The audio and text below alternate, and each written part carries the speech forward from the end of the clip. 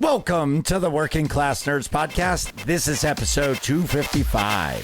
Cue the intro.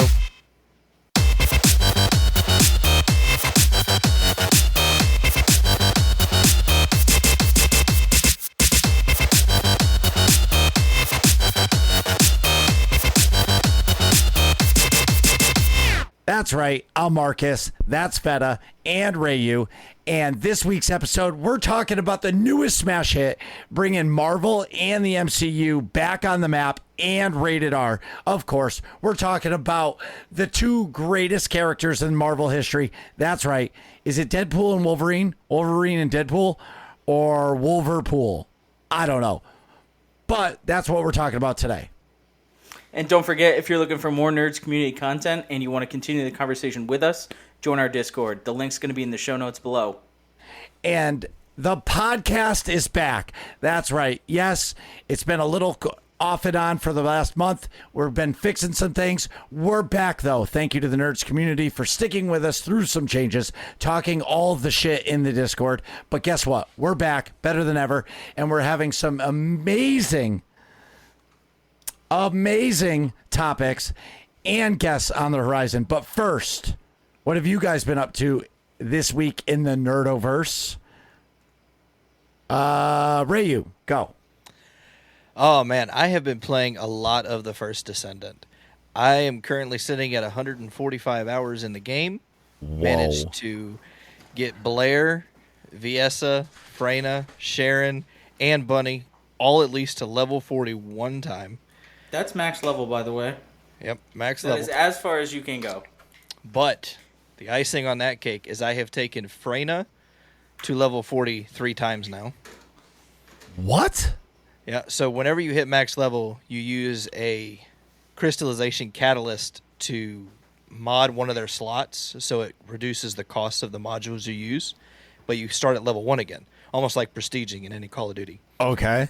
So I got Freyna up to 40, crystallized, got her to 40 again, crystallized, got her to 40 again.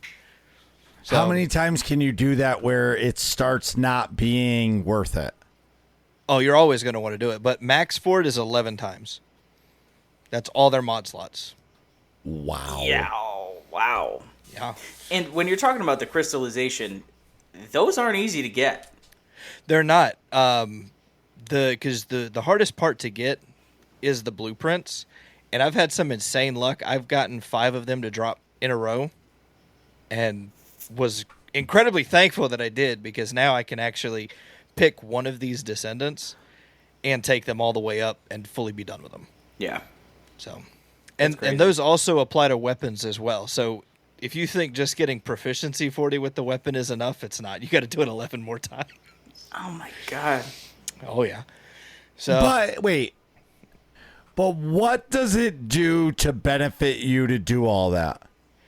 So as you increase your modules, the cost for those modules go up. So the base one is like, let's say it costs 4 points. Sure. As you level that module up, it then could cost you 16 points. Sure. Well, now that reduces how many mods I can put on the Descendant or the weapon. So in order to cut that cost in half, I have to go and match the module symbol, which there's a few of them, I think with there's like 4 the types. slot. Yeah, Yep. 4 types of them. But once I match that with the slot that mod is in, then the cost is reduced. So then I can make my Descendant stronger and stronger.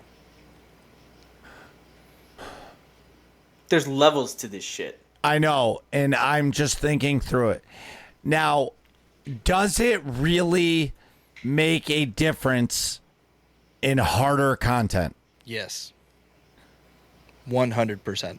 The reason being, the current hardest boss in the game after the patch that they released Okay. is level 140. Okay. So your gear score, your damage has to be the equivalent of being level 140 at a bare minimum. Okay. So we've figured it out. The first hard mode boss is the Executioner. He has 80 million health. Including Okay. the timer and his enraged timer, you need to do By the end of the fight, 20 million DPS yourself. If you can't do that, you're not going to make it. Okay. That makes sense. Yep. Just like raid gear in SWTOR or any other game, like you need the gear to be able to survive and do the thing. Got it. Exactly. So that's where it really, as a player, you have to decide, do I want to focus on the Descendant or do I want to focus on the weapons? Because the weapons you can carry throughout the fights. The Descendant may not match. So Executioner, just because he's your first introduction to hard mode, he's weak to toxic damage. So Freyna, a lot of people, like myself, picked Freyna to just start tunneling into because, okay, this is the hard mode. Well, she'll help you to a certain degree, but you're better off focusing on a weapon, maxing out the weapon, because then you can just move that from Descendant to Descendant and then taking the enhancement of the opposite weapon type. So there is toxic enhancements, chill enhancements, things like that. Fire, all that. Yep.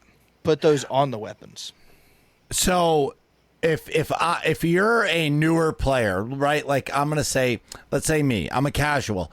I've played it. I've gotten a character to 40. Would you tell me level up my weapon is more important than leveling up the module? As a new player, I would say focus on your mastery level before doing anything else. And in order to get your mastery level up, you need Descendants to be to level 40, and you need weapons to be to proficiency 40. Because, go ahead. But if you're a new player, what do you go after first after you get your mastery? Oh, weapons, 100%. Okay. Yeah, focus weapons. Focus on finding, if you can, like what I'm doing now, I'm preparing the Tamer, which is currently the best machine gun that you can get in the game. I'm focusing on that so that way I can get it into the harder content. So I've gotten that to level 40. I'm now starting it over, so having to go through that process again. And find a build. There's a lot of guides out there and a lot of content creators. Find a build that you like the feel of, and then just start leveling those modules as you progress that level. And just focus on that. That's what I would say. Okay. It's tough stuff. Well, it's not tough if you're. It's in depth, right? It's like any other MMO out there.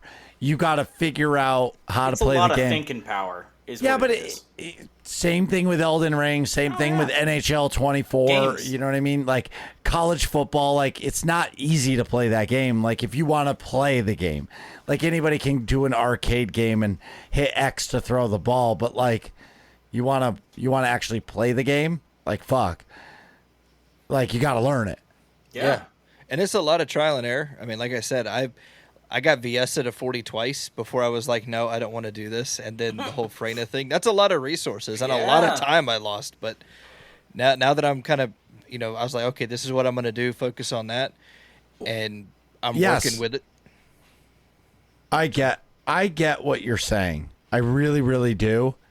But for me, that's the thing that scares me about playing a game like that, because I don't have the time to invest into that. So I'm going to chime in here because I think I'm between the two of you as far as the first Descendant goes. Sure. Where I have a number of Descendants up to level 40 and I'm playing through it. I played that game a lot more for the story. So I'm not saying I'm done here, but you can still get a thorough enjoyment from the game just by playing it. It doesn't have to be this calculated, update the module, grind the resource, those things. You can also just have fun running the missions, like with your buddies. Yes, I do agree with you, Feta. But what we're talking about is hard mode, right? Like, if you, like me, when I play an MMO like SWTOR, I want to go into nightmare mode or hard mode raids. So, like, I'm hearing what Rayu is saying. Look, if you want to do the hardest content in the game, this is the steps you have to take to get there. And clearly, if you want to do the hard content, you're going to invest the hours into the game. Oh, yeah, for sure. But you're right. Like, you have to. Like, remember that time that we played it and Rayu blew us off? Like, me and you had a blast playing the game. And then, I was like, oh, I'm going to get off at 11:30. And you were like, not good enough to play with. And then it was 11:27. You're like, I'm going to bed. And I then got tired. I had to carry you the whole way, Oh, dude. your back hurt. It's taxing. Oh. Taxing. Oh, now you understand, Feta. Now Yeah, I do it to you on the daily. I'm like, hey, you want to help me get this thing real quick? Sure, I'm not doing anything. Done. Yeah, it's... I'm going to stand behind this wall while you infiltrate. Well, clearly the game is successful because there's a great player count still playing the game. I know there's Destiny people playing the game. There's, Borderlands people playing the game. People are really loving it, and it's beautiful. I personally, I'm afraid to invest myself into a game like that because of my new vision of me playing games. But your new vision? Yeah. You want to elaborate? So I have decided that, like, if I can play video games 6 hours a week or whatever the amount of hours a week I can play, I am going to just play whatever the fuck I want. And this past, I don't know, week and a half, 2 weeks, Trials of Mana came out a few years ago on the Switch, and it's let me read what it is. I think it's an action RPG. I love those action RPGs. I do. But anyway, so I saw on Steam that Visions of Mana is like the sequel to the new game, and there's a demo. And now I haven't played a ton, but I think I've played it a couple hours, and I'm like legit loving the game. I love Trials. I loved Secret of Mana on the Super Nintendo. That was an old school turn-based game. This game comes out August 29th, so it's not even out yet, which they threw the demo out, which is good. And basically, it's your typical, I'm going to call it your JRPG. It's heroes, and they're embarking on a journey. That's the best way I can put it. It says journey through enchanting locations with near seamless transition in a semi-open field that's yours to discover. Brace yourself for a fast-paced, multi-dimensional actions in battle to enrich your fighting experience. Use the magic of the elementals to explore this vast world to your heart's content. What I like is it's not turn-based, but it almost feels like a turn-based combat because, like, in some, like, bosses, how they have tells that, we're about to do a move. There's a big circle on the ground. It does that. But if you are stupid enough to stand in it, it actually hurts. You know what I mean? And, again, the story for me is, like, meh, who cares? You know what I'm saying? But it's a Square Enix game, so it's going to be good. I have no idea how long it's going to be. I think the last Trials of Mana, I think I played 40 hours and I didn't beat it. Wow. So it was good. But I also like to explore. And what I like about this is the game has enough challenge to where it's fun, but it's not like Elden Ring where every time you turn it on, if you're not playing Elden Ring all the time, you lose those reflexes of the game, and the game becomes punishing. You know what I mean? And I don't, like, as much as I love Elden Ring, I don't have the time to really invest in it in order to be able to really sink my teeth in. So then every time you log in, it's like you're hitting your head against the wall.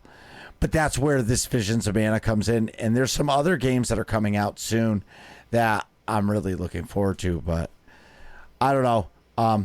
Oh, shit, there's physical edition. What? No, digital edition. Real discs? Yeah, because it's on PlayStation. But what's the Steam? Digital Deluxe.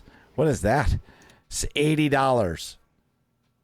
Pre-purchase this edition and play the game as a regular game. Well, so pre-purchase is $60. Digital Deluxe Edition. Pre-purchase this edition and play the game starting 1 day ahead of full release. Starts in approximately 12 days. But what's in the... It doesn't say. Pre-order bonus, you get a sword. But it doesn't say what's the... Man, we could have a whole episode on pre-order bonuses and 2 or 3 day access early. I feel we could Fucking dumb. go on that for a while. So dumb. Dude, Why? What? I'm getting a VIP table at the club. You listen to the same damn music. What is the problem? I got just- a cushy seat. If it's a nice club, you shouldn't be sitting. You should be dancing. Nonsense. More people bought the $100 version of College Football 25 than the base version, and it was just 72 hours access early. See, that's a racket. And honestly, as much as I can sit here and be frustrated, think about the marketing move that they pulled. They're just raking in dollars. They sold 2 copies of that game to everybody, essentially. Dude, it doesn't say what comes in the Digital Deluxe. So you should probably just buy the standard one. Right. Everything above and a day early. And a day early. Oh, maybe it's on the... But I feel that's great for those people that want to be world's first at something. Oh, What's a... Okay, I mean, so... yeah, but what... I don't know. Why am I so tilted about this? I don't All right. care. I Here's play my- free games. Listen, so the Digital Deluxe comes with Mana Series BGM bundle. I don't even know what that is. Mana Superstars costume set, and you get a 1 day early of early access. That doesn't sound worth it for $80. But that's the price of a normal game nowadays. $70 to $70. $80 is normal. 70 is standard. Well, Dude, do you remember when they were $30? no. And the GameCube? No, there was actually, since we're on the Mana, I think it was Trials of Mana Yes. that originally released on Sega or NES, one of the two. No, Super Nintendo was Secret of Mana. Secret of Mana, thank you. Secret of Mana on the Super Nintendo. That game was $69.95 on release was it 1993? What? Yeah. And the That's equivalent. like $300 today. No. Pirate Software did the conversion, and that's where I was blown away. The inflation rate off of that price in 1993 would be $151 today for a base version of the game. He says the only difference is that back then they had to have cartridges, ship it to stores, display cases, all that stuff. Now we could just release it digitally. Right. Damn. But that's just to give you an idea about the inflation of games. In 93 it was $69.95, and in 2024 it's $70. I think we can let it go. No. Hang, why do I distinctly remember $30 games at GameStop? Because those were the used games. Right. Nah, dude, Traded I wasn't games. Yes. I wasn't that busted up. They were not that expensive. Yes, they were. Are you serious? Dude, On the DS and Game Boy games? Really? Yes, dude. Super Nintendo games were $40 and $50. Man, I grew up poor and didn't even know it. Yeah. Damn. But either way, everybody, that's the game I've been playing. I'm loving it. I can believe it or not, I can tell everybody I'm excited to play it, and I'm buying it day one. And I'm really excited for that.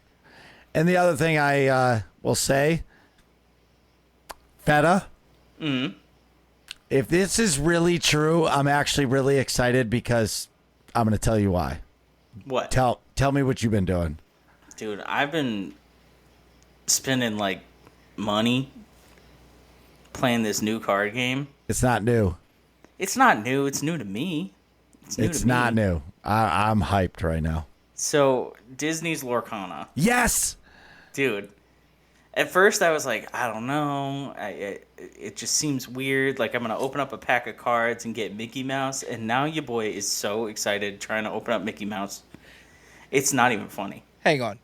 Don't put down the mouse. All right? The mouse will pick up the Keyblade and whoop Dude, some ass. I drank the Kool-Aid so hard on this game.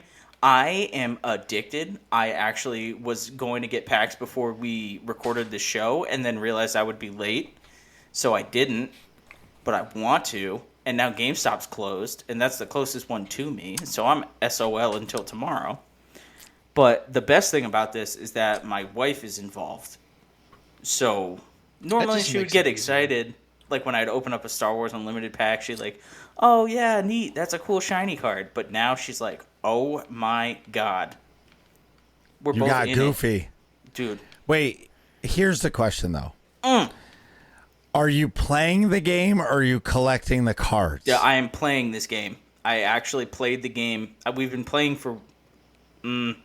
Wait, is your wife playing the game? We play together. Together. Oh, it's game over for you. I won. It's game over. I won. Game over. Done.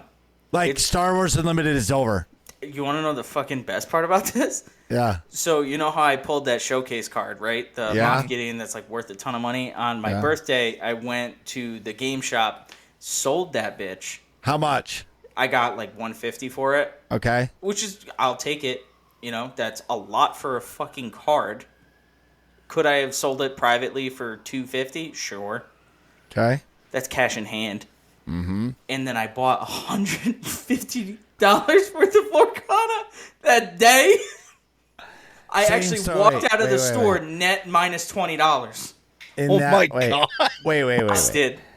The same store you sold it to? So I that guy... went to the back counter, sold that card, went to the front counter, spent that money, plus some, and walked out. That guy made money on the first card and got all of your money for Lorcana. Oh my god, I bet you I could look it up right now. I want to see what they're trying to sell it as. Hang on. We're going to do this. Well, dude, I'm going to keep talking about it. Just pull a GameStop and ask for store credit at that point. That's what I did get it for store credit. They were like 120 cash, 150 store credit. I was like, store credit? I'm going to spend the money here anyway. So, Feta. Yeah. December. Yep. I'm going back to Disney. Okay? Yep. In downtown Disney, there's a store that sells Lorcana packs. Oh, they listed my card for $218.50. Mm-hmm. Boy, they gotta pay gotta pay the electric bill, bro. Don't get me started on the electric bill. I got fucking swindled. So listen. Well, you're gonna get me Lorcana cards from Disney Springs. Yeah, but they're the only place you can get these packs. Yep. Are there? Yep. And I got connections. I got a couple of connections that live in Orlando. And they're on the rip, but it would be way more special coming from you. Oh, that's such bullshit because you're still going to rip them open the same way. But here's the thing. Yeah, but this one I could at least be like, oh, thanks, Marcus. I'll get you back later. Versus the other people ask me for the money before they buy it. What I like about Lorcana is the basics of the game is very easy. Yeah, it's very similar to like Star Wars Unlimited. Right. I would find I find that the basics of it are easier than Unlimited. Like, granted, you can my daughter could play this game. Yes. Now, when you get into the nitty gritty of deck building and doing all like the adult stuff, I'm not smart enough for that. No. But what I'm saying is I think it's actually more intricate than Star Wars Unlimited. When you get down into it. So I played a demo game of it in Disney. Mm-hmm. I didn't buy it because nobody I know plays it. Mm-hmm. But that is something that I know my wife would be. If I brought home Disney cards, she would be down. Yep. And learn how to play it. So what I'm going to do is I'm going to order a starter deck set, the 2 starter deck sets. I'll have her pick the one she wants. I'll pick the one I want, and her and I can play. Because, what? I'm going to hit you with a timeout here because... Whoa. There is something even better, and we are not sponsored, but I'm going to throw this plug out there for free because I enjoy it. I think you can get them at Target now, but it was early release in local game stores. Lorcana came out with this set called the Gateway. I know what it is. Yeah, and it's basically, it gives you a 30 card deck, which is half the size of what a standard deck would be. You play the game, and then once you've completed certain goals that are in the rule book, it says, all right, unlock pack number 1, and then you add 9 cards to your deck. And you do that 4 times to get a total of 66 cards, and then you can actually mess around with your own deck that comes in it. But I'm telling you, it was like $27, and we ended up getting 2 starter decks and a whole slow, nice, guided introduction to the game, which, like, as soon as we opened up another starter deck, it was, pedal to the metal, go. And I think it was like $8 or $9 more than you'd pay for just one starter deck. It's an insane value. What's it called? The Gateway. And don't quote me on prices, because I was like a little bit high running on there with the store credit, So I was like, yeah, throw it in the cart. Yeah, $18. Shimmering Skies pre-sale. It's $18. That's a starter deck, yeah. No, it's the Gateway. What? Oh, it's a game. Never mind. It should be somewhere in the realm of $30 for this Gateway. But if you Oh, have... yeah. yeah. The Ravensburger. Yeah, that's who produces the game. Yeah, so this one is I can pick it up tomorrow at Target for $25. Yeah, that's good. So I got to buy 2 of those? 1. And that has 2 decks in it? Yep. Wow. And it teaches you how to play the game. Wow. Oh, boy. This is not going to be good. Nope. Just get ready, buddy. I printed out I 3D printed a whole bunch of tokens. I painted them. They look nice. Oh, yeah. They look nice. Dude, I'm down. And speaking of that, the Battle Standard is in East Windsor, Connecticut. Mm-hmm. Not sponsored, but should be. Yeah. All right. I sponsored them, honestly. Well, yeah, they took you for a card and made you spend all your money there. No, I cheated on them with a different one because they don't buy singles at the Battle Standard. Oh, all right.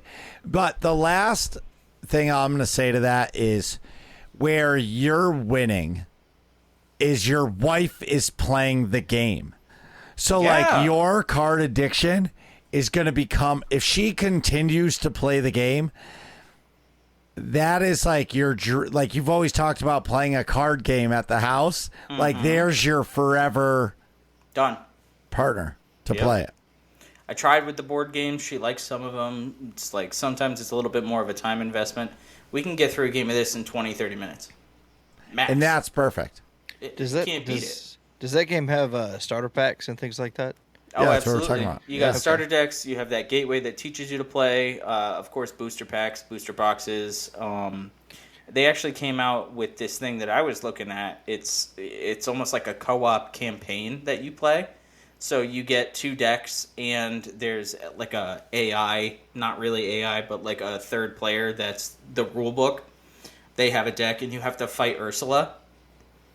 Mm-hmm. I want this kind of bad because we'd be on a team instead of against each other. Yes. Which is cool, and you can play the game with the way the rules work with any number of players. Any number. You could have 6 people running around the thing playing because you try to get to 20 points, and that's with your characters going on a quest for lore, hence Lorcana. But you can play with any number of players because you're all racing to 20, and you don't necessarily have to attack your opponent. It just really helps you in the long run if you're playing a certain deck to attack your opponent and slow them down. But you can play with as many people as you want, and I think that is really cool. Because even in like Star Wars Unlimited, there's a completely different format if you wanted to play with a group of people, and the largely popular Commander version of Magic the Gathering obviously works, but it's a little bit more involved to pick up and play with a group of people, whereas if you're walking around, you all have a Lorcana deck, you just throw down. You don't have to change your deck, you don't have to do anything different except maybe strategize a little bit on attacking other people instead of the person you're directly across from. So I think it's really cool. and I've been having a ton of fun with it. I think that the Lorcana, the hype of Lorcana is kind of past. It went kind of like through the Star Wars Unlimited hype, but I think now like people are circling back to it, going, "Oh damn, I can actually get cards now. I can actually play the game. Wow, this is actually pretty good." And they're really, it's Disney. Yeah. So they want it to be accessible for people to play it. Yeah. And with their most recent release, they did that really cool thing where 2 weeks or a week before they actually dispersed the cards to local game shops, so that they had the first pick on them. Right. And then they didn't get into big box stores until later. Like that's happening with the Shimmering Skies packs that you were talking about. Mm-hmm. The official release date is the 23rd of August, but it came out August 9th in local game stores, which that just bumps up business for them because you'll have the diehards trying to get the hype on the new cards. They'll have to go to the local game shop instead of like scalping from Walmart or Target. Right. So it's really cool. It's funny is there was such a lull in card business for so long. Now when you go into stores, it's limit 1 pack per customer or 2 packs per customer. Dude, it's everywhere. TikTok did that. I'm not even lying. Because of the pack opening. Yeah. Mm-hmm. It created a huge market, and then like the second-hand market became big, and there's that apps like Whatnot where it's auctioning. Yes. And some of them get shut down because it is kind of like a form of gambling a little bit sometimes. It can get a little bit messy because you pay somebody X amount of dollars for a pack, they open it, and it's either really good or really bad. So it's like a little bit fuzzy, but I think that had a lot to do with the boom and why we're seeing more cards get graded and collections are being built and people trying to do full sets again. And it's just really cool to have that come full circle, and then to have Star Wars flavored ones and a successful Star Wars flavored one, because they've had others in the past that have kind of fizzled out pretty bad. Well, from what I've heard, people aren't enjoying the second series of Unlimited as much. I picked it up and dropped it. I'm not going to lie. The first series was unbelievable, and then it went Mando, and I was just like, meh. Well, not even that. They added some crazy mechanics to the game, and that's not what we're talking about today, so we'll cut this short. But they added different mechanics to the game, and it fundamentally changed how you played, and it didn't necessarily make the first set obsolete, but it really put a damper on it. And I don't know if that was necessarily the best move, so I'm curious to see what they do in set 3. Yeah. But let's talk superheroes in tights. Wow. So I'm gonna just tell you. So my Wolverine Deadpool Wolverine experience was I actually got a date night, and no kids, obviously for rated R, but went to a bougie movie theater and I turned to my wife. They had we ate dinner and we hung out, and I was like, "Oh, good night. I'll see you when the movie's over," because she didn't really want to go see it. And then it starts, and she's laughing louder than anybody in the theater. And Darth Sidious just walked by. So yeah, we gotta watch out. Yeah, Ray's camera. But what I was saying is that's how it started for me. And when somebody who was not excited to see a movie loved it, it's a good movie. Yeah. Especially if it's labeled superhero movie and Marvel, it's appealing to a specific audience that's always going to go see it and sometimes enjoy it, sometimes not enjoy it, sometimes love it, absolutely. But I feel like this one, it kind of broke down those barriers a little bit, which I thought was fantastic. It broke it down a lot a bit. Let's be real here. That's why it's bringing the MCU back on the map. It's just crazy. I think that's going to be the hot take that I have. I don't think it is. I think I think this is the end of it. What? And hear me out. The reason The reason I think. Now, first off, I love the movie. I am a diehard Deadpool fan. I've got Deadpool pops and everything. I own all the movies to this point. I love Deadpool. Love Wolverine. Love all of it.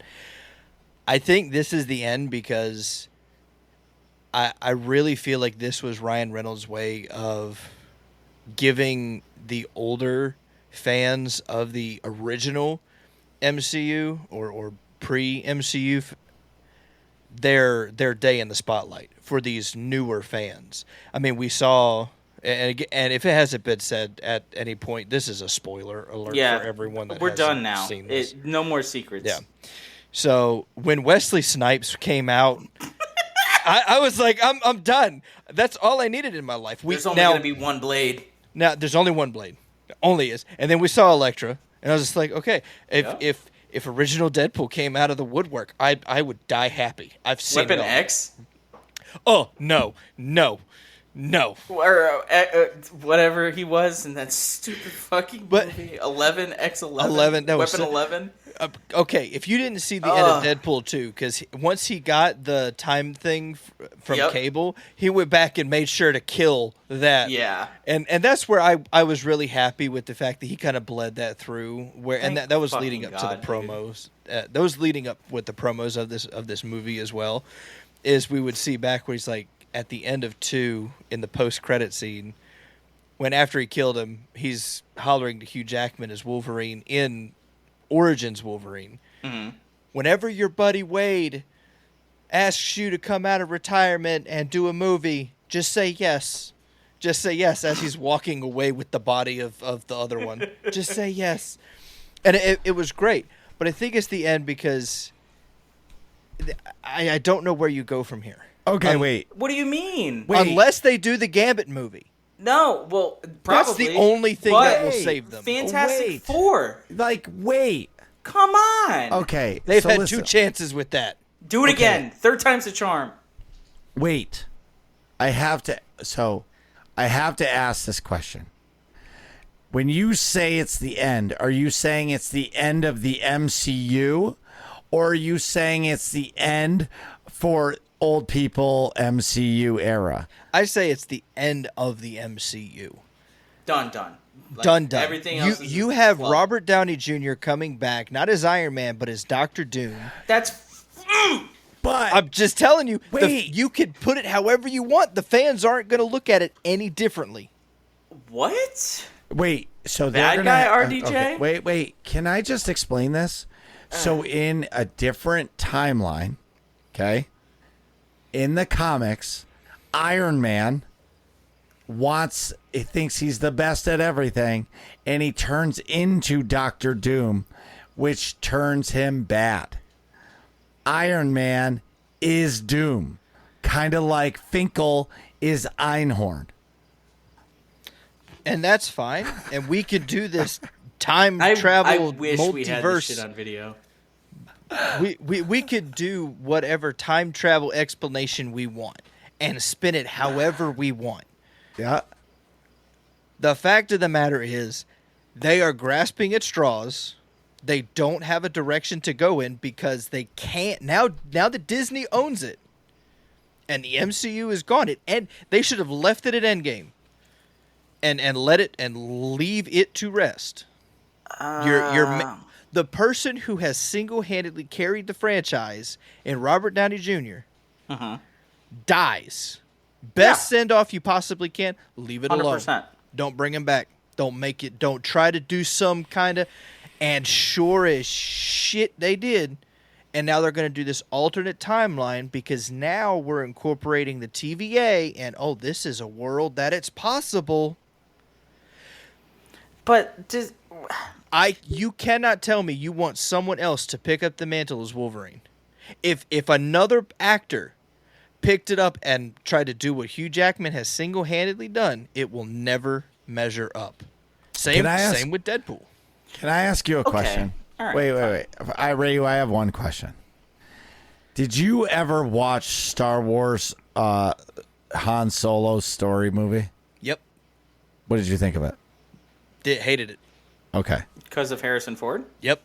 Okay. But that's a good. So I see your point. I see it.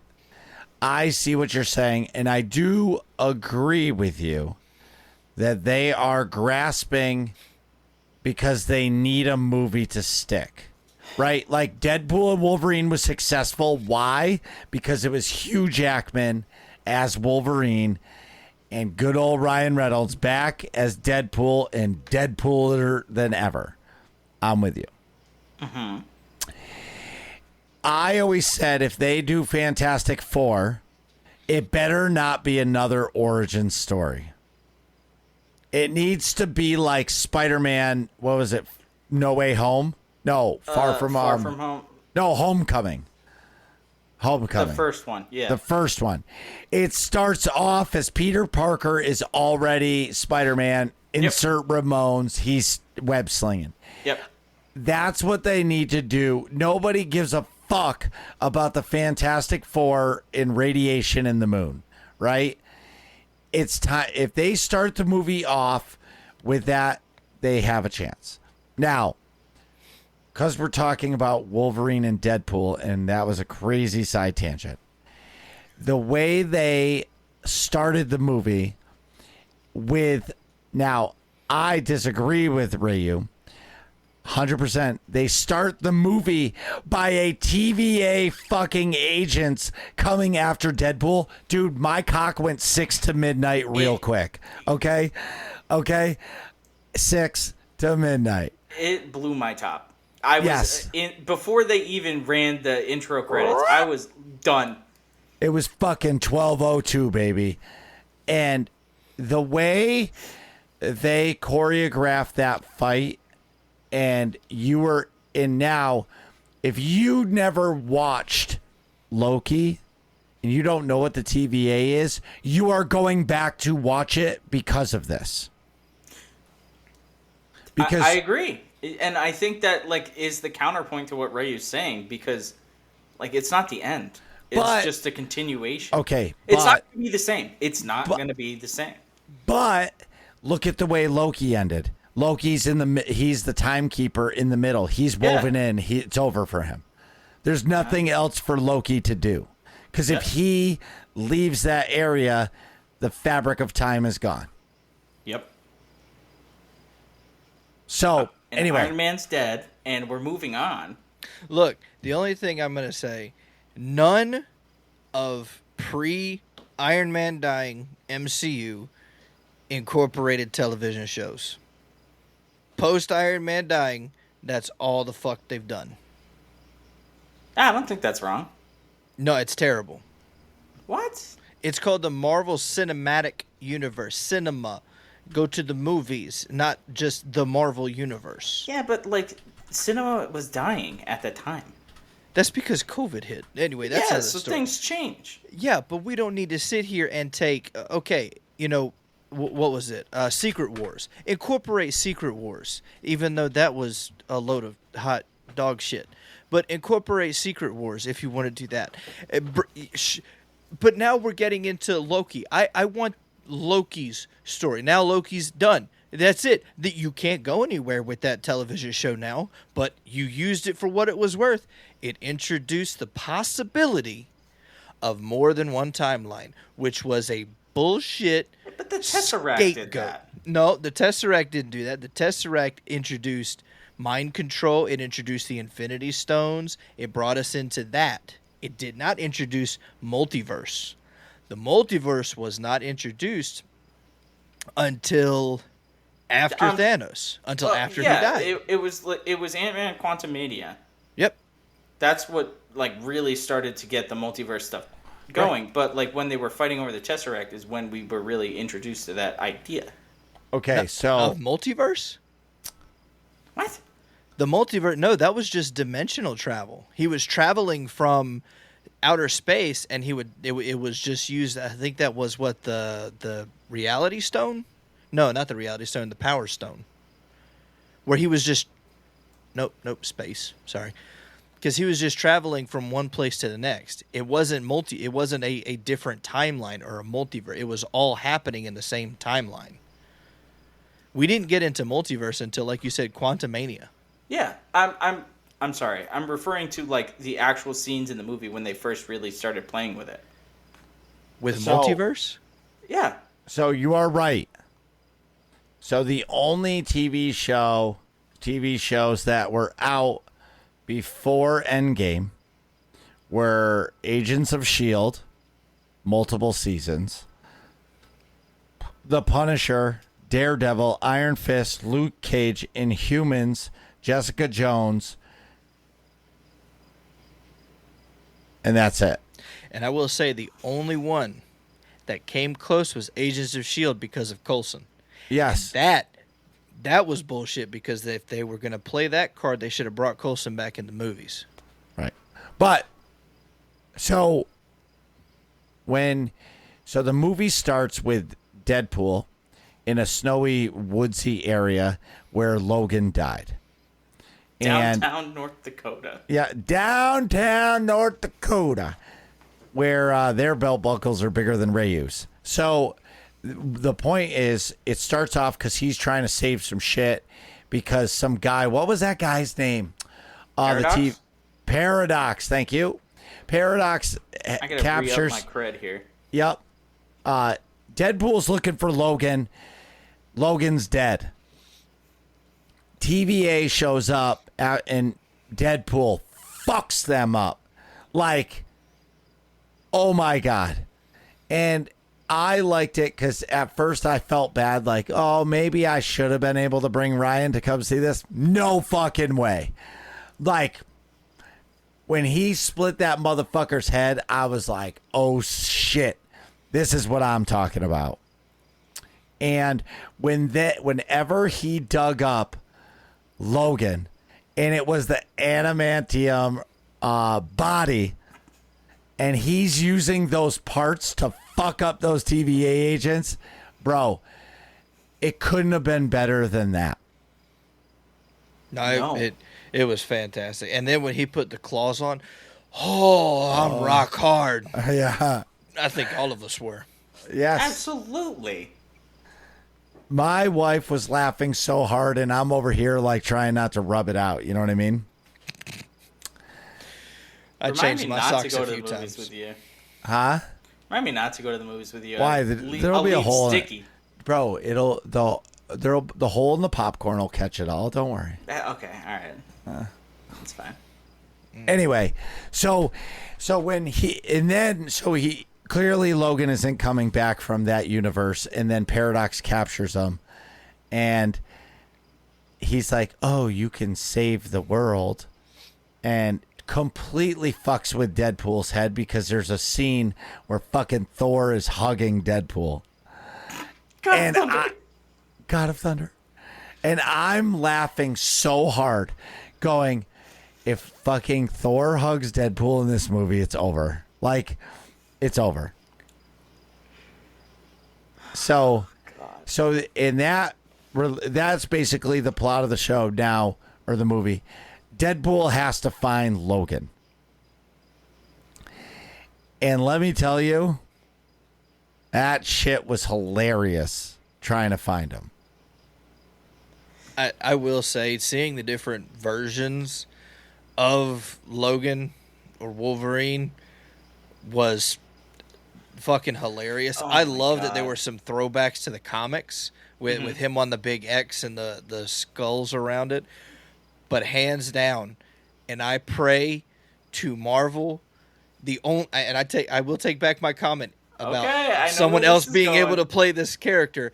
If this actually happens and Henry Cavill comes over to play Wolverine, oh baby, I'm gonna need to go change socks again if I keep thinking about this. Good Lord.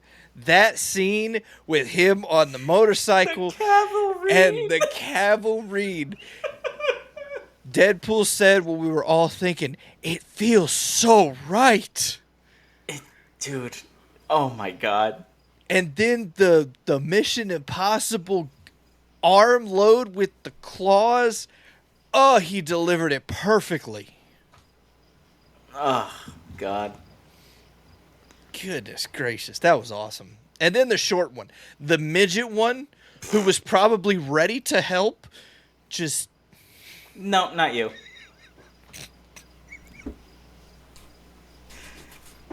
Dude, I really wish that I could have that movie on repeat in my house because everything that came out of Deadpool's mouth is so quotable, it's not even funny. Oh man, I think I have said, "Oh boy, you nasty," so many times since seeing that movie, and the "Oh sweetheart, I want this to be gentle." Who is your dialect coach? The Minions? Oh my God. Marcus, I have to ask you your opinion on something that happened in that movie. Sure. How'd you feel about the minivan there? Bro. Okay. So when they pulled up and it was a Honda Odyssey, I looked over at my wife and I was like, "Dad van, I'm so proud right now." She goes, "Marcus, nobody cares about the dad van." I said, "I do." That I cried laughing so hard when it was the Honda Odyssey, and Deadpool's over there. Ah, fuck! It's an Odyssey. You know what those things are? They're a death trap.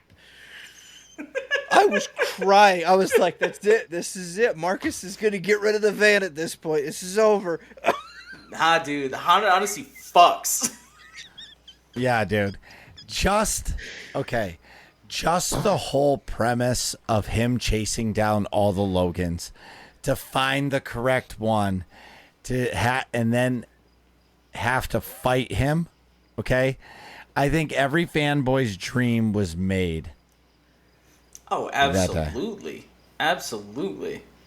Kid, Poor Whiskey Claus. Never stood a chance.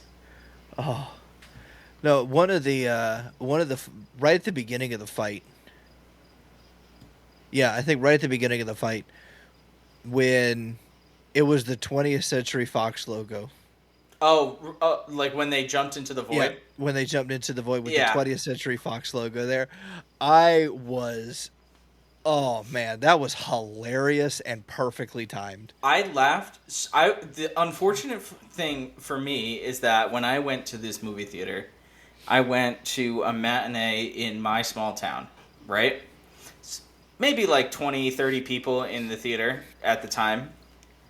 They hopped into the void, and you could see dead 20th Century Fox. I laughed so hard, and I was the only motherfucker in there that laughed. Like, how do you do that? Dude. It was so and this was right after that he was at the TVA, and he was like, "Fuck you, I'm going to Disneyland," smash the camera. Are you and then it opens up to that? It was set up perfectly. Oh, this is the void where everything goes to die. And it's fucking 20th Century Fox. It was great. I'll never get that back. It's fine. It's okay. So I did not experience it as a matinee. I went to the Dolby Surround Sound Theater. I knew what I was wanting to experience. And we were louder than the movie when that happened. The whole God. Oh, theater. dude, the Thank whole God, place. I'm so mad. It was Dude, great. look where you live. I live in the boonies, bud. No, you live in a place where people are not. Cool. Yes. Dude, I'm telling you. I live in a college town. I went during the summer. I was going to have a bad time. It's All okay. good. I'm right there with you though. Whenever this movie comes out, and I'm going to get a physical copy. Mm-hmm. I will get whatever hardback physical copy, just like I did with the other two Like movies. one of the and metal John tins, Wick. you know? Yeah, Yeah. got to cherish that moment so that way I can pass it on to my kid. Mm-hmm. So that way when she goes to school, she can say, Oh, you nasty. I shot out of my daddy's dick ready. Oh my God. Oh my God. All right. How do we want to structure this show right now? Because we're just loving everything that happened, honestly. Ah, shit. So it was just fucking great. I'm not gonna. There's nothing I can say really. So Go see it 4 or 5 times. Go see it a whole bunch of times. This shit is just top notch. Well, okay. So, what did you guys think of the story itself? From the whole mission is to find Logan, and then it comes to find out that the whole thing is about Logan saving his friends because I'm sorry. Deadpool, sorry. Deadpool saving his friends. The whole story is he's going to do whatever it takes one more time to save his friends. Yeah. I like the story quite a bit. I think that using the TVA and the multiverse idea kind of really worked well to kind of, even though at the beginning of the movie it said, how are we going to defile the grave of Logan? And I feel like even though they made that scene quite hysterical, they did it in a good way to where that story of Logan had its arc still. Mm-hmm. You know? So I thought that they did it really well there. But with the bad guy actually being Paradox at the TVA and his Time Ripper just trying to gain control over, essentially at this point, Loki.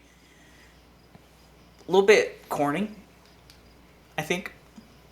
And I hope they don't pull that nonsense again with trying to erase timelines. Personally. Well, I think that's all they have right now. I'm going to build it on kind of what Ray you said earlier. They don't really have anything else except timelines. Don't forget. Yeah, so don't ruin the timelines you have. Yeah, but they had to do something because didn't Kang get in like trouble, like real IRL. life trouble? Yeah. So like whatever the awesome story they were going to have with Kang had to get switched for this. Say it. So even though the actor got in trouble, there are other ways that you can pivot, scrapping an entire story. And actually, this is a real life Disney change that they made. Percy Jackson, the series on Disney Plus. Unfortunately, Zeus died. Yep.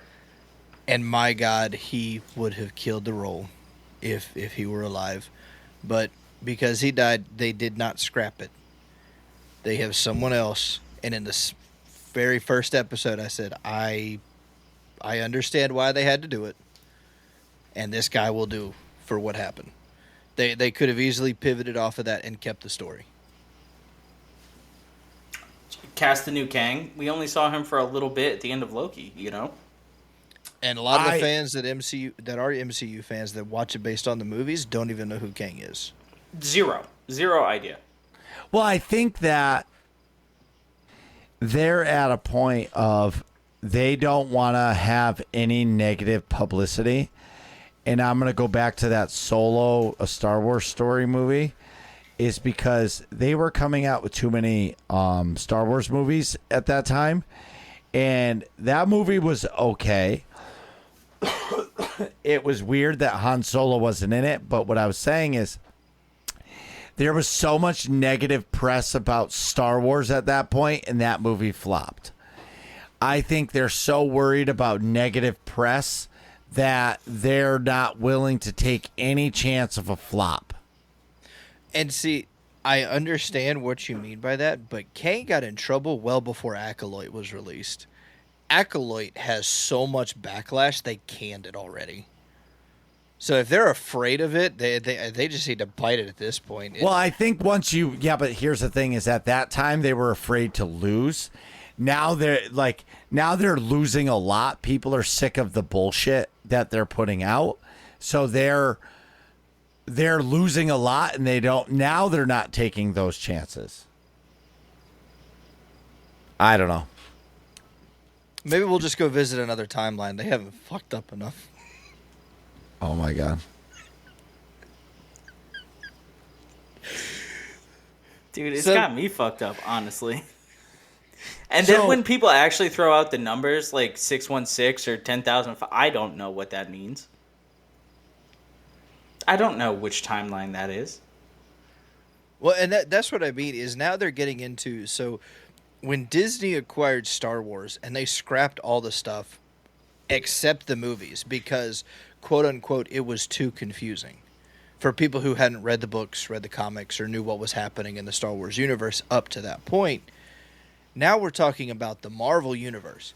The Marvel universe, yes, time travel, timelines, all of these things exist, But for the MCU, in what they chose to make it, they stuck with the Avengers storyline. They had each individual movie that led up to the Avengers, and that was the story they chose to tell. Now you're getting to where it's being more confusing, because now we're incorporating television shows. Like, for example, if you saw Doctor Strange and the Multiverse of Madness, you needed to go back and watch Wanda and Vision, because then you have no idea what's happening in that movie.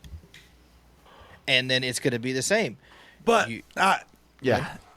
what I'm going to say is, but we're talking about the greater MCU and not focusing on Wolverine and Deadpool. And what I'm saying is the movie, like, okay, so they got to find out how to get out of the void, and there's only one person. And what the fuck? It's Charles Xavier's twin. Yes. Cassandra. Yes, like, what the fuck? And her powers are legit. And then you walk in. Wait, can we just back up to when Deadpool is with his friends and my homie Colossus is there? Like, okay, like, that's like my dream fucking X-Men. I love that Negasonic fucking. Teenage Warhead? No. Lame. But all right, but I just had to shout out to Colossus because he's the man. But, like, that Cassandra girl is fucking scary. Yeah, oh yeah. And she's got the dream team. And then fucking Wolverine is fighting Sabretooth. Like, what the fuck? That was the greatest shit ever. I wish it was a little bit more than that. I know. We did get a little bit meh on that. It was nice to see the first yeah. Sabretooth again, though. Yes. And the first Toad.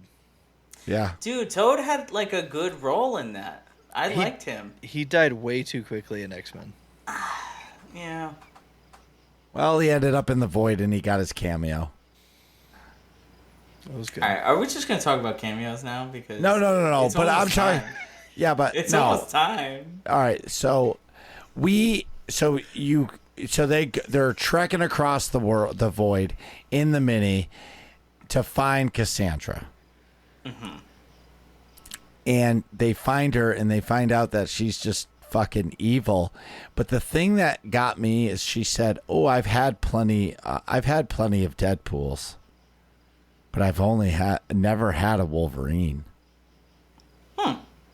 And that stuck with me because means that even though he's in all of the timelines, nobody can ever tame him. I don't know if it's that. I think it's more he's just like that pure soul to where he's not going to do anything to interrupt the timeline. Or is he the ultimate anchor being for every timeline? Well, I mean, that's the whole premise of why Right. it is Deadpool's looking, because in this Deadpool's world, the Wolverine, Logan, died. Now the world's now the whole timeline's being destroyed because he died. Because he's dead. And he's not supposed to die. Oh my god. All right. So we missed some things in the beginning and I got to talk about it. Okay. So the whole thing about this is Deadpool broke up with his girlfriend and he needs purpose. So he's hoping to join the Avengers. And he goes and sits with Happy In the sacred timeline. in the So sacred the legit, Yeah. this is our Marvel, not my Yes. Marvel, and Marvel. and he basically says he's not ready and fucking kicks him out and Deadpool gives him a hug and he leaves with no purpose. And that's where all of this starts to happen. So during the thing is in the beginning of the movie, Deadpool is not Deadpool. He's given it up. He's a car salesman, or trying to be. And he's having a birthday party, but before it, Deadpool starts to come out because he notices there's people all around him. And they're watching him. Do you remember that on the streets? Like they were taking pictures of him, and Deadpool sensed it all, like, what the fuck? And then he gets the knock on the door from the TVA. Yep. And that's how it all starts, because he's like, listen, don't ruin my party. I'll come out here. Like, come on, you're really doing this now? Because the whole thing Wade or Deadpool is interested in is protecting his friends and his whatever shitty part of his life he has left. And that's when he goes back to the TVA. He meets Paradox and does all that. So then we get the amazing fight between Wolverine and Logan. But can we just talk about how Johnny Storm was in it? Oh my god. Can we just talk about how awesome it was to see the Human Torch? The original Human Torch. Right. Captain Torch. Captain Torch. He's going to say it. He's going to say Gonna it. say it. A flame on. What? I don't know that guy. Do you know what he's doing to the budget? Did you guys stay for the post-credit scene with that? Thank God I did, dude. I'm tired of getting a bad rep. No. Dude, the fact that he went on an interview and said, I never get to talk like this, so you bet your ass I memorized every word.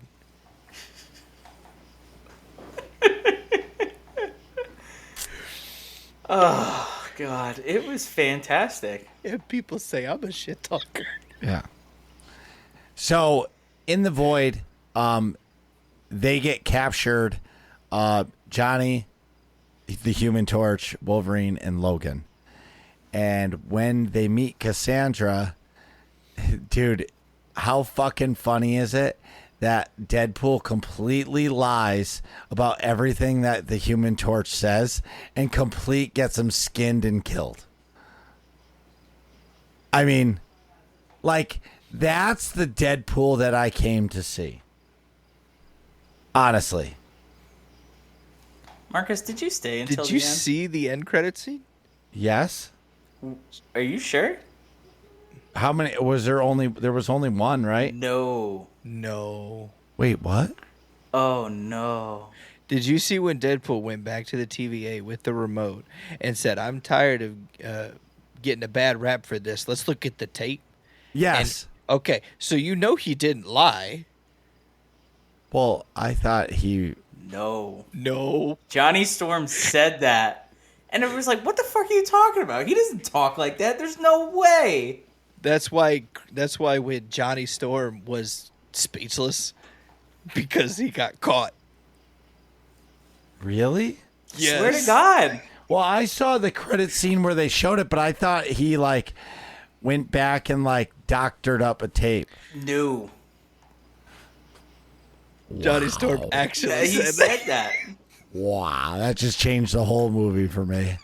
Dude. Wow. Went nuts. Went nuts on Cassandra. Well, He earned that. rightfully so. So we find out that she is Charles Xavier's twin, but she's stuck there. Charles Xavier didn't even know she existed, which is even crazier. And then while they're in there, the next scene, you see Wolverine and Deadpool, and they meet the dog, the Deadpool dog, and then they meet Nice Pool.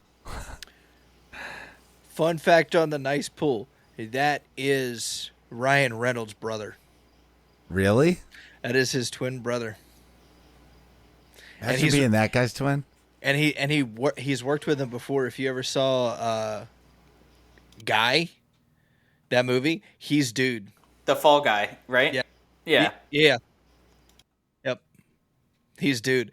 I was so happy that they brought him back because he, as Nice Pool, he absolutely killed it. Namaste. Are those gold-plated Desert Eagles? Over my dead body.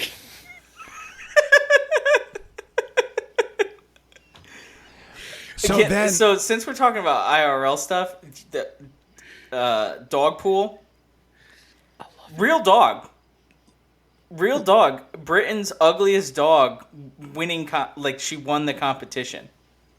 They sought out the ugliest looking dog for that role and killed it. Absolutely killed it. That would be Tongue dog. is real. I wonder how much you get paid for your dog to be the ugliest dog in a Deadpool movie. More than you should, I think. Probably. I think more than you should. I would say. But then so they get away and they find the team of the resistance group that they were talking about. I forget what they called them. And that consisted of X-23, right? Yeah. Elektra, the real Blade, Wesley Snipes. And for me, I went bananas when I saw Gambit. Like 1997 Gambit, a mon ami. Like I went back from 6 to midnight. Like that was number 2. Ooh, you nasty. Yeah, like that did it. I was just like, oh my God. And Deadpool's like, what's your power? And he goes, I make the cards blow up. And I do a terrible French accent. It's not French, it's Cajun. It's Creole. It's Cajun. And the great thing is he's actually Cajun. He grew up down there, so that's a legitimate accent. Channing Tatum is from. That's why the accent is spot That's on. why it's so. I thought he worked for that. No, that's natural. No. Yes. What? You mean like he had to try to. My name's Jeff. Like he tried for that? He had to try for that. But not Gambit. Not Gambit. That was natural. Can we also talk about how much shit that accent got on the internet? Fuck them. Fuck the them. internet sucks. Like, what the... Like, I was so mad because he did such a good job. Dude, that is Gambit. That is a movie. That's what he's needs supposed to happen. sound like. Yes. Right. Didn't they try and make a Gambit movie like 3 times and it got axed? So funny you mentioned that. Another sidebar with this. The Gambit that we saw in Origins Wolverine was cast as Gambit when it was originally supposed to be Channing Tatum. The problem was Channing Tatum was locked into G.I. Joe at the time. And he had to film G.I. Joe, even though he begged to get out of it because he's wanted to do Gambit. When Disney acquired it, Gambit was in the works. And Channing Tatum was Gambit. That's how we got the images surfacing about him in the Gambit suit. And because of where MCU was at the time that Disney acquired it, they stopped production on it because they didn't know how to fit Gambit into it to make it feel natural. So Ryan Reynolds went out of his way to make it happen. This is the Gambit we all deserve. It needs to happen, man. Oh, it will now. Now that we've seen it, we got to get a Gambit origin story. Dude, he's ready. I think he is. The combat was great. That was Gambit. 100%. 100%. The attitude, the demeanor, everything was perfect. And I want a rated R Gambit. I don't want this PG-13. I want Gambit. Slicing heads off with cards. Yep. I'm with you. Talking about his malt liquor. Mm-hmm. I think that's the best Gambit that we've gotten since the 1997 X-Men cartoon. Like, that is true blue Gambit for me. And the internet's going to find stuff to hate no matter what. So for me, it's like, whatever. Anyway. Yeah. So, all right. So they realize that they got to attack Juggernaut, which Juggernaut is really tall and kind of lanky. I was kind of disappointed by that guy. I didn't like this Juggernaut either. Like, I thought it was like, it should have been a little bit more blob. What? Give it to me. What are you pointing that pen at? Huh? No, because, again, it's a funny thing you say that. That guy was... They tried to get the original from Last Stand, X-Men Last Stand, when we saw... They tried to get him. He didn't want to do it because he said it's just a pain in the ass to get the suit on. The second Juggernaut that we saw was CGI in Deadpool 2. Yeah. This one is a legitimate bodybuilder. I think he's like legit 7 feet tall. Yeah. I think I was spoiled with Deadpool 2's freaking monstrosity. I was like, well, yeah, that looks like a Juggernaut. Yeah. That was Juggernaut from the comic books. You're Yeah, 100% straight right. up. Like, just the way the helmet fit on this guy. Like, there's no way you're getting it off that easy, first off. Yeah. Anyway. Wait, so Deadpool 2, that's not a real person? Oh, no, it's fake that's as hell. a CGI. Yeah. I've never seen Deadpool 2. How did you get anything that happened in this movie? What do you mean? There's so many subtleties. Well, first off, the beginning, like, he gets in trouble because he uses Cable's time pad to go back and save all He of... stole the time pad Nope. from Paradox. Nope. Because remember, whatever a device Deadpool- he used, Cable, he took that. No, because remember, when he was at the TVA the first time, Paradox says, "Oh yeah, we know about that." Because he didn't do anything. He shot the different versions. What is it? He stopped the bullet from killing the girlfriend, which didn't affect anything. He shot Ryan Reynolds before he had a chance to go film Green Lantern. We all wish that happened in real life. And then he went and he killed Weapon 11. Yeah. That was all he did. But Weapon 11 had to die. Weapon 11 was going to die anyway. No, I know. But that's how he saved his entire X-Force. With fucking Starkiller or whatever the Neon Blood guy is. Oh, yeah. And but it didn't. They didn't come for him because of that. They came for him because Paradox. No, but that was the him. whole Deadpool 2 plot. Was him using the time travel, or no? Cable Just using the time travel. those characters. All of his friends at the beginning. Yeah. That was the whole. I thought the plot was to stop the kid from going bad. Well, yeah, but he used the team, and they died immediately jumping out of the plane. But That was great, except Peter. yeah, he made it. Every Deadpool is a Peter. You did it. So, all right. So they got to stop Juggernaut and get his helmet to stop Cassandra from using her brain, right? And Pyro, one of her people, who did a nice job, completely betrayed her, but ended up, not surviving. So Cassandra heals herself and opens the portal to Earth 10,005. I don't know which world that is. I think that's X-Men's Origins Earth. Okay. So, and what was weird is she had the Doctor Strange little portal opener. And that's a question I want to know. Where did she get that from? She got it from Strange. She said it was either that or a Wong that ended up in the void. She was like, some wizard dropped this off. Okay. Now you're getting into where in what television show did this happen? I don't think that one was explained. Right. A wizard dropped it off. She basically tells Logan and Cassandra tells Logan and Deadpool that they have 3 seconds to make it through the hole, or the giant dragon is going to get them, whatever that thing is called from the void. Eliath.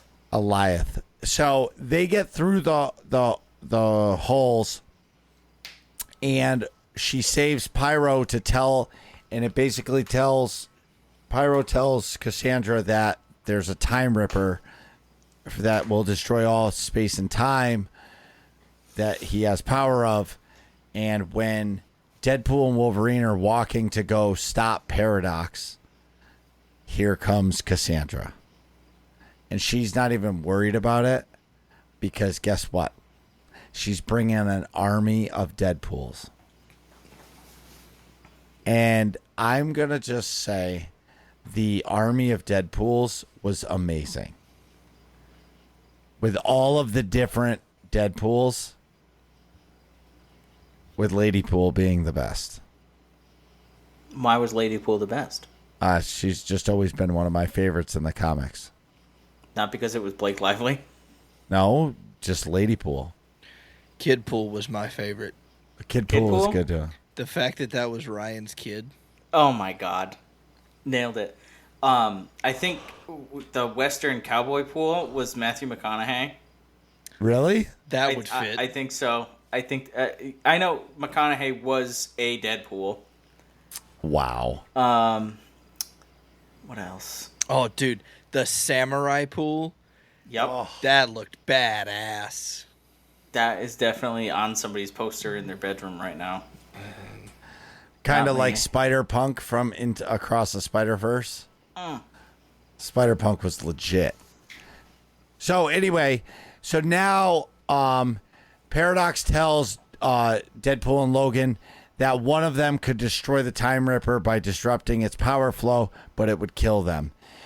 So Deadpool and Logan are arguing, as they've done throughout the whole show, to say who's going to save this. And Logan's like, it should be me. I'm going. And then Deadpool jumps in there to stop it. And Logan comes out of nowhere.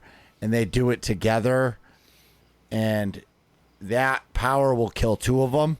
But what with their powers combined, they were able to stop the machine, kill Cassandra, and save the timeline.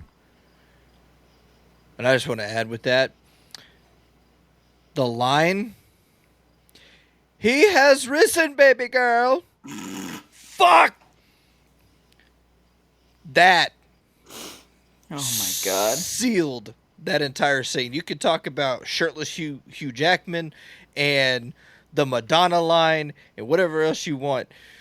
Paradox saying, "Fuck!" sealed that. He was so mad. He was so mad. But there's a big piece that we missed before this that had me blow my socks off. Okay. Right before Wolverine and Deadpool are going to fight the army of Deadpools. He's been wearing the superhero suit the whole time. Wolverine has. Yeah. And right before this happens, he puts on the mask. Yes. I lost it. What's the The word fuck- resistance on Those those blowjob blowjob handles? handles.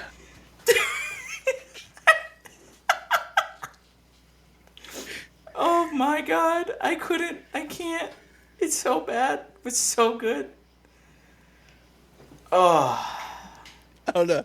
Between the Paradox fuck, the blowjob handles, and Nice Pool not having regeneration. Oh my god.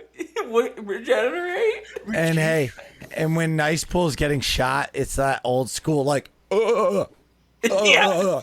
Oh my god. And then Wolverine with the dog, just hold up, dog, no one shoot the dog. Oh god. and then Peter comes out and Saves the didn't even- fucking day, dude. Peter.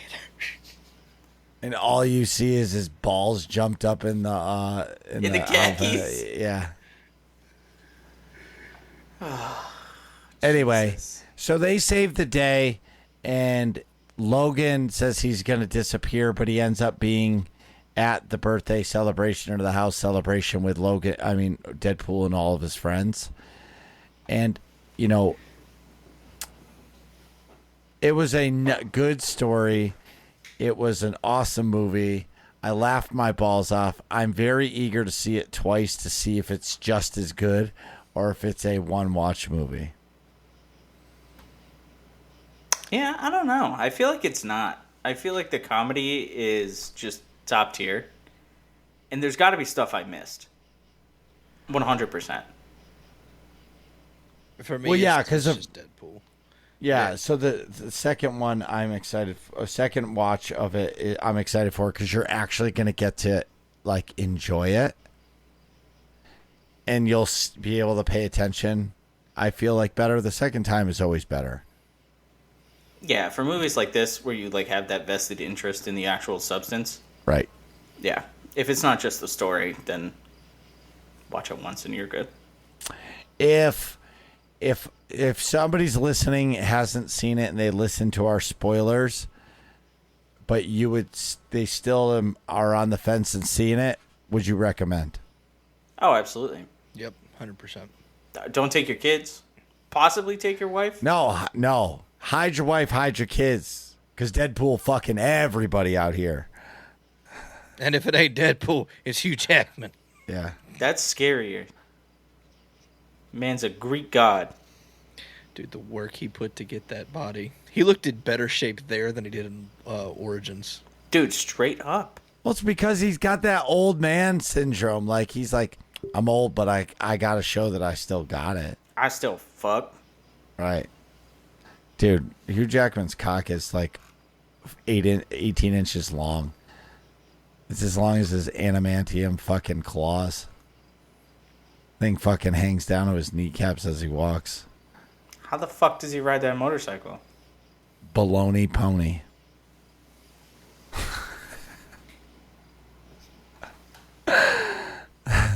Anyway, let's get into the working class questions. We've only got two, but one of them is a really good question. The other one, So Quirkus says, pistachio ice cream isn't really that bad, right? It's funny you say that. I was watching, if you have Disney Plus and you have a kid, go to the kids version of Disney Plus and there is a Spider Friends show. The very first episode, they're asked about what flavor ice cream they want.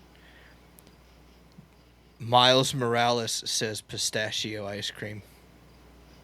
That's what he chose to eat. Oh, no. I heard that. I turned it off. I said, we're not watching. Yeah, that no, much. that's not worth the time. If a Spider-Man's gonna like pistachio ice cream, Wait. You can like pistachio ice cream. yes. And But Miles Morales picked it out of a million flavors. Yeah. Tough. Yeah. Suck Tough. less. Skate better, Miles. I think pistachio, you can like it. I don't. You can like it, but it can't be your favorite. Like, come on. I'll call Dexter on you. Anyways, What about, tell like butter ahead. pecan? exactly, or vanilla. Can't go wrong with vanilla. All right. Duft asks, how much would you pay to do a cameo?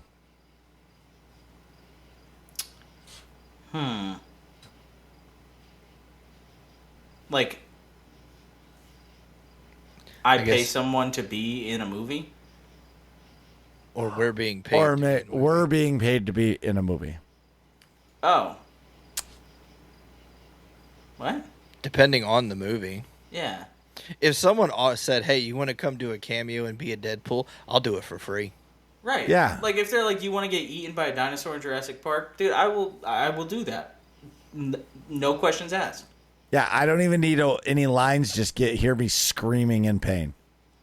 Right. I've been practicing that my whole life. Yeah, dude. Now, if it's a parody on a classic movie, like I'm thinking Titanic, and we're all sitting in the water and Jack and Rose are sitting there on the thing, and I'm just like swimming by, just move over. Yeah. I would also do that for free. Yeah. 100%. I'd be like, there's a lot of room on that door. All right. My hidden top secret question for you guys.